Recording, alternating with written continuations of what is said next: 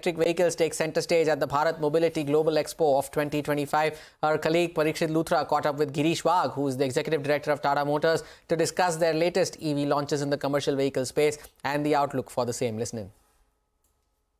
Bharat Mobility Global Expo 2025 is a very important milestone for us. We are also launching our repositioning of the brand as Better Always.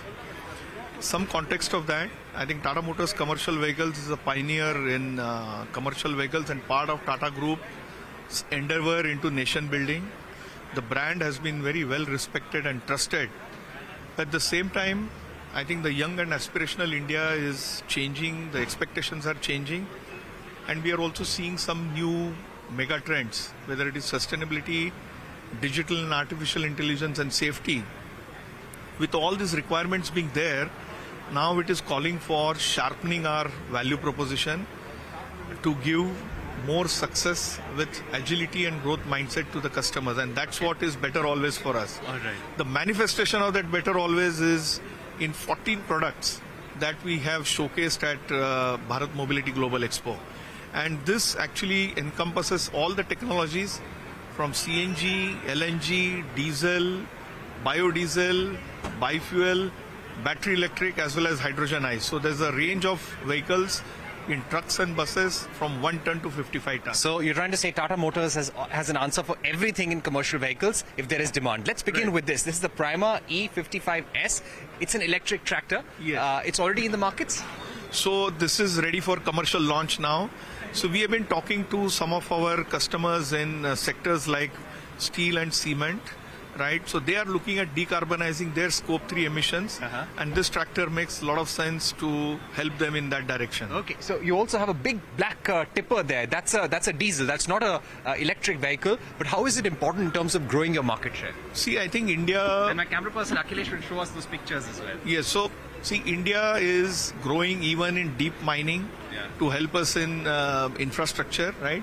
And there we are coming up with a very heavy-duty tipper, which this deep mining operation otherwise is done by imported vehicles today.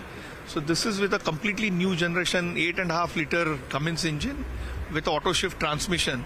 So this will change the deep mining operation in the country. This is also ready for commercial launch. Okay, so when are these launches expected? Both of the portable tractor, electric tractor, and also electric tractor and the tipper? So both these we will start seeing in operation in 6 months' time. In 6 months' time, they're getting launched. So what do we have here, sir? We're seeing a series of buses and trucks by the Tata Group. This is a 28-ton vehicle. Could you tell us more about it? So this is a hydrogen internal combustion engine vehicle. So the government has also come up with a hydrogen mission plan, and as a part of that we are happy to be awarded the hydrogen pilot, wherein we are going to work with IOCL and going to run the hydrogen internal combustion engine trucks on 3 routes: Delhi NCR, Ahmedabad Rajkot and Mumbai Pune. So this will be done over a period of 12 to 18 months to get a lot of information about the entire value chain of hydrogen in terms of green hydrogen manufacturing, distribution, as also running the vehicles, and help to refine the approach. Okay, so what is the cost of hydrogen as a fuel right now? If you had to fuel this truck and use this, what is the current cost in the international market, and how much would it cost in India? See, it's upwards of $5-6, right, as of now.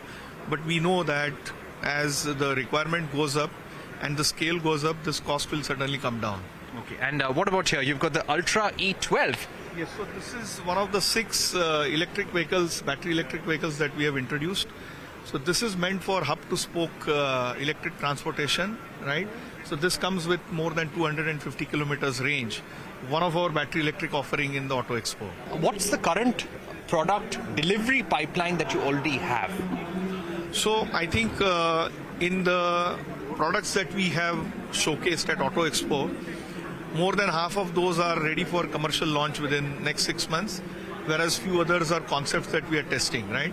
So I think what we see here is real capability and something which is going to come into the market and make a difference immediately. Okay. Now, in terms of how much of your portfolio has now been electrified, how much would that be in terms of percentage? So we are already having electrification in buses and small commercial vehicles, right?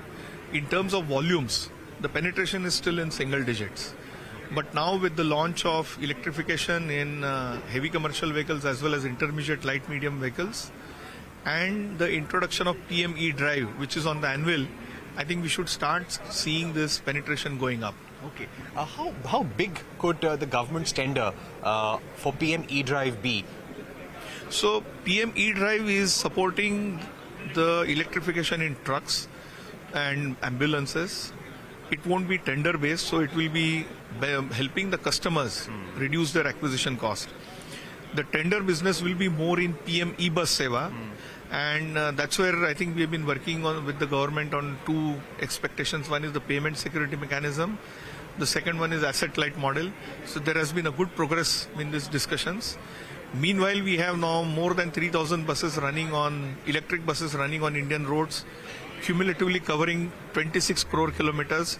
So there's a lot of experience under our belt. We have also refined our operational model. So we are very well placed now. Once these two requirements get addressed, then participate aggressively in the new tenders. Okay. Is there any room for more capacity setting, capex allotment for commercial vehicle push? So as far as buses are concerned, I think we have increased our capacity in the past 18 months, so we are very well placed. As far as electrification in other segments, I think we are keeping our capacities flexible, so as soon as and when the requirement goes up, we should be in a position to produce. All right, interesting conversation there. Let's get you